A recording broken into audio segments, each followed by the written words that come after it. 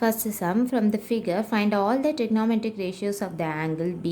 So இங்கே ஒரு triangle கொடுத்துருக்காங்க. இதில் B அப்படின்ற இடத்துல ஒரு ஆங்கிள் இருக்கதை நம்ம அசியூம் பண்ணிவிட்டு அந்த ஆங்கிளுக்கான ட்ரிக்னோமெட்ரிக் ரேஷியோஸோட வேல்யூஸ் என்னன்றதை தான் நம்ம இப்போ எழுதணும். அதாவது sin B, cos B, secant B, cosecant B, tan B, cot B, இப்படி 6 ரேஷியோஸோட வேல்யூ என்னன்றதை எழுதணும். ஸோ ஃபஸ்ட்டு sin தீட்டாக்கான ஃபார்மில் எழுதிக்கலாம். sin theta is equal to opposite by hypotenuse. அதுக்கு முன்னாடி நம்ம ஆப்போசிட் எது ஹைபாட்னஸ் எது அப்படின்னு எழுதிக்கலாம். ஸோ இதுதான் ஆங்கிள், இங்கே தான் ஆங்கிள் இருக்குது. இந்த ஆங்கிள் பிக்கு தான் நம்ம இப்போது ரேஷியோஸ் கண்டுபிடிக்கணும். ஸோ இந்த ஆங்கிள் பியை நம்ம கன்சிடர் பண்ணும்போது ஹைபாட்னஸ்ன்றது எதுனா BC. So hypotenuse equal to BC. இதுக்கான வேல்யூ 41. அடுத்தது இந்த ஆங்கிள் பிக்கு அட்ஜசன்ட் சைடு எதுனா AB. adjacent equal to AB, அதுக்கான வேல்யூ 40. ஆங்கிள் பிக்கு ஆப்போசிட் சைடு எதுனா இதுதான் AC. So opposite equal to AC, அதுக்கான வேல்யூ 9. இப்போ நம்ம சைன் தீட்டாவோட வேல்யூ என்னென்னு பார்க்கலாம். சைன் தீட்டானா ஆப்போசிட் பை ஹைபாட்னஸ்ன்ற ஃபார்முலா தெரியும். இப்போ நம்ம சைன் பி ஆங்கிள் தான் கண்டுபிடிக்கணும். அதனால் தீட்டாக்கு பதிலாக நம்ம பின்னு எழுதிக்கணும். ஈக்குவல் டு ஆப்போசிட் சைடோட வேல்யூ 9 பை ஹைபாட்னஸ் சைடுக்கான வேல்யூ 41. அடுத்தது காஸ் தீட்டாக்கான ஃபார்முலா எழுதலாம். Cos theta equal to adjacent by hypotenuse. அதாவது காஸ் பி என்னன்றதை நம்ம கண்டுபிடிக்கணும். ஸோ காஸ் பின்னா அட்ஜசன்ட் பை ஹைபாட்னஸ். இதில் அட்ஜசன்ட் வந்து ஏபி பை ஹைபாட்னஸ்ன்றது பிசி. அதாவது 40 by 41. அடுத்தது tan theta. tan thetaக்கான ஃபார்முலா ஆப்போசிட் பை அட்ஜசன்ட். அப்போது tan B equal to opposite side எதுனா AC by adjacent side AB. So value 9 by 40. cosecant theta equal to hypotenuse by opposite. அப்போ cosecant B is equal to hypotenuse BC by opposite AC, which is equal to 41 by 9. So secant theta கான formula hypotenuse by adjacent.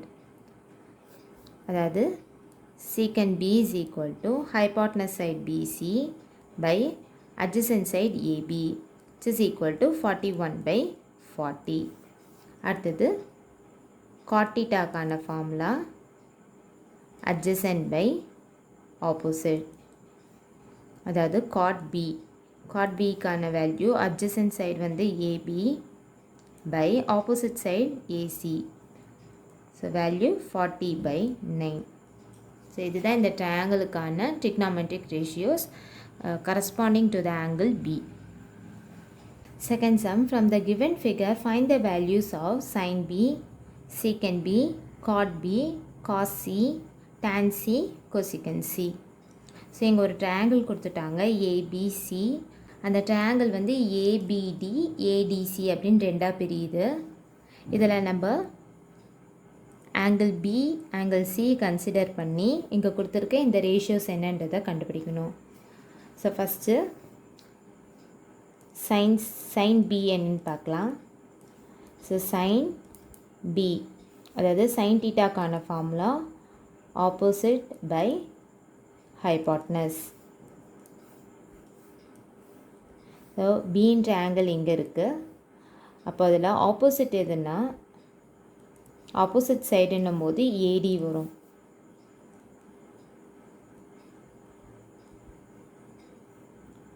Hypotenuse AB. So அதுக்கான value 13 இருக்குது. இப்போ நம்ம opposite side ஏடின்றது என்னன்னு தெரியாது, அதை நம்ம கண்டுபிடிக்கணும். ஸோ இந்த சைடு ஏடியை நம்ம எப்படி கண்டுபிடிக்கலான்னா பைத்தாகரஸ் தியரம் யூஸ் பண்ணலாம். By Pythagoras theorem,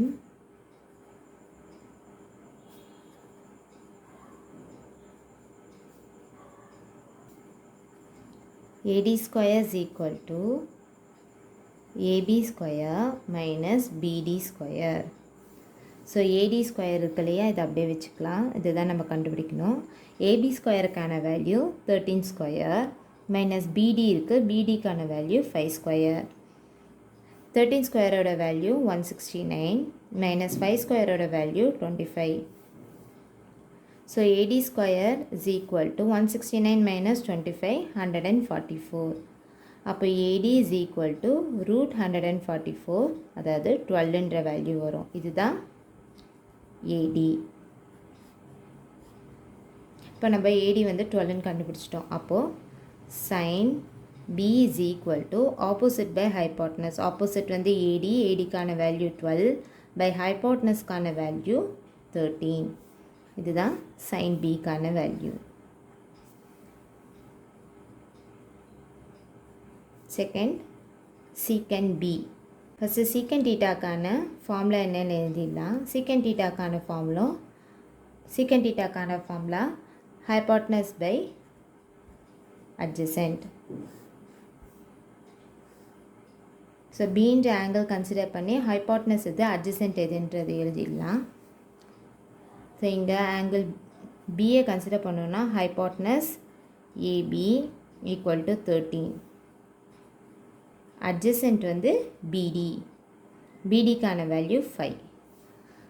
ஸோ சீக்கன் B is equal to hypotenuse AB, ஏபிக்கான வேல்யூ 13 பை அட்ஜசென்ட்டுக்கான value 5. Third sum cot B. அதாவது காட் டீட்டாக்கான ஃபார்முலா எழுதிடலாம். காட் டீட்டா வந்து adjacent by hypotenuse. So angle பியை கன்சிடர் பண்ணி அட்ஜசென்ட் சைடு எதுன்னா பிடி, அதுக்கான value 5. Hypotenuse AB equal to 12 centimetre. So cot B equal to 5/12. Fourth sum cos C. So இதில் சீன்ற ஆங்கிளை கன்சிடர் பண்ணி நம்ம காஸ் டீட்டா என்னன்றதை பார்க்கணும். Equal to adjacent by hypotenuse. So சீன்ற ஆங்கிள் கன்சிடர் பண்ணி அட்ஜசென்ட் சைட் பார்த்தோன்னா அட்ஜசென்ட் சிடி. ஸோ சிடிக்கான வேல்யூ 16. ஹைபாட்னஸ் பார்த்தோன்னா ஏசி. ஸோ ஏசியோடைய வேல்யூ என்னன்றது நமக்கு கொடுக்கல. ஸோ பைத்தாகரஸ் தியரம் நம்ம யூஸ் பண்ணுறோம். பை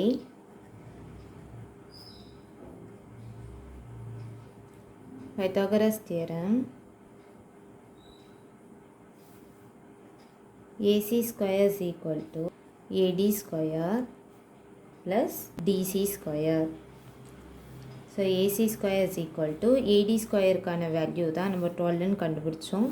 ஸோ 12 ஸ்கொயர் ப்ளஸ் டிசிக்கான வேல்யூ 16 கொடுத்துருக்காங்க. So 16 square is equal to 12 ஸ்கொயரோட வேல்யூ 144 ப்ளஸ் 16 ஸ்கொயரோட value 256.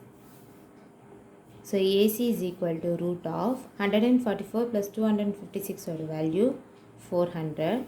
So AC is equal to 20. அப்போ cos C is equal to adjacent by hypotenuse. Adjacent வந்து 16, hypotenuse வந்து AC, ACக்கான value 20. So இப்போ இதை cancel பண்ணலாம். 4 4s are 16, 4 5s are 20. அப்போ cos C is equal to 4/5. Fifth question, tan C. So tanக்கான formula opposite by adjacent. So சீன்ற ஆங்கிளை consider பண்ணி நம்ம opposite side எதுன்னு பார்த்தோன்னா AD, adjacent side DC. So ADக்கான வேல்யூ 12, DCக்கான value 16. So tan C is equal to 12/16. So இதுவும் 4 டேபிளில் cancel ஆகும். 4 3s are 12, 4 4s are 16. அப்போது tan C is equal to 3/4. Sixth sum cosecant C. Cosecant டீட்டாக்கான formula hypotenuse by opposite. சீன்ற ஆங்கிளை consider பண்ணி நம்ம ஹைபாட்னஸ் சைடு எதுன்னு பார்த்தோன்னா ஏசி, ஆப்போசிட் சைடு ஏடி.